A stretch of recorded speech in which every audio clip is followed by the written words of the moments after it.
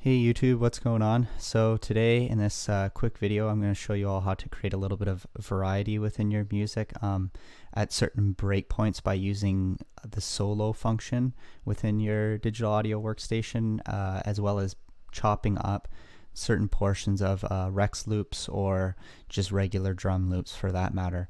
So just a quick aside, I used to be heavily against using sampled drum loops and loops of any kind, really, because I always thought that it was cheating. But considering the amount of loops that are out there nowadays and the amount of people that actually utilize them, it's kind of silly not to use them because it just makes your job a lot more difficult. As well, like, I mean, when hip hop was first emerging back in the day, people didn't really have that much to work with. They had an LP and they would cut sections out and they would loop those sections over and over again using a sampler, right? So I mean, really, you can still utilize those techniques. There's nothing wrong with that. It's just whatever's at your disposal. So I'll quickly play this track here and give you an example of what I'm talking about in terms of variety. So don't judge because I have not mixed this yet, and I hope that your speakers don't get destroyed by certain highs or lows that maybe are not balanced at this point. But anyways, let's give this a quick listen here.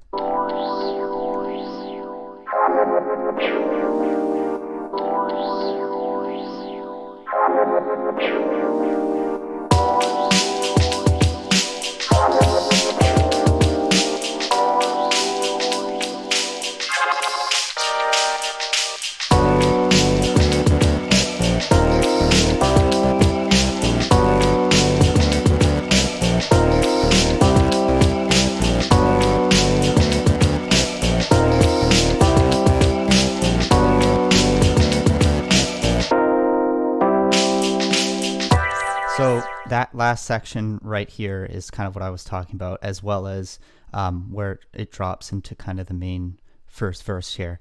If I solo the drums, you can hear it's just a pretty standard loop running through for the hi-hats and the snare. But at this end bit here for the last two quarter bars, there's a bit of variety, a bit of variation in the loop.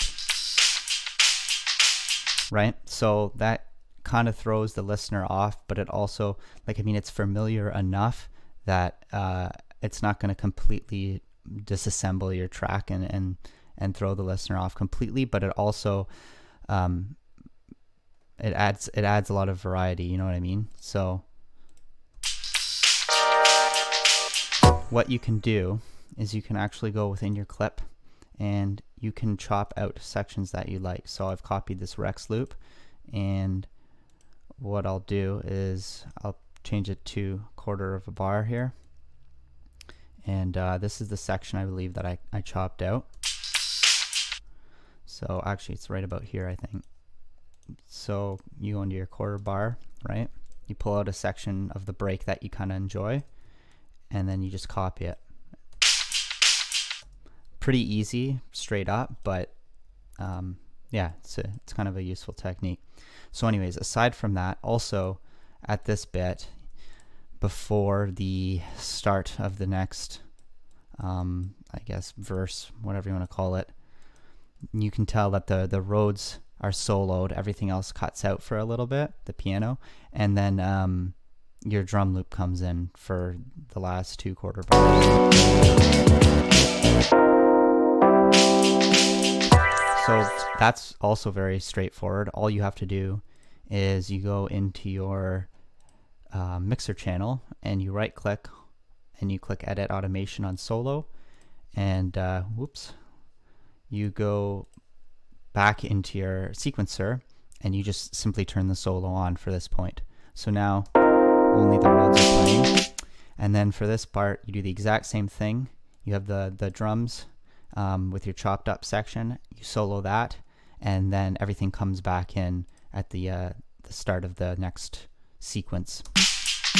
Right, so it's like really simple things like this that'll help your music sound a little bit more professional and polished, and not quite so repetitive. So yeah, hope you guys learned something. Take it easy.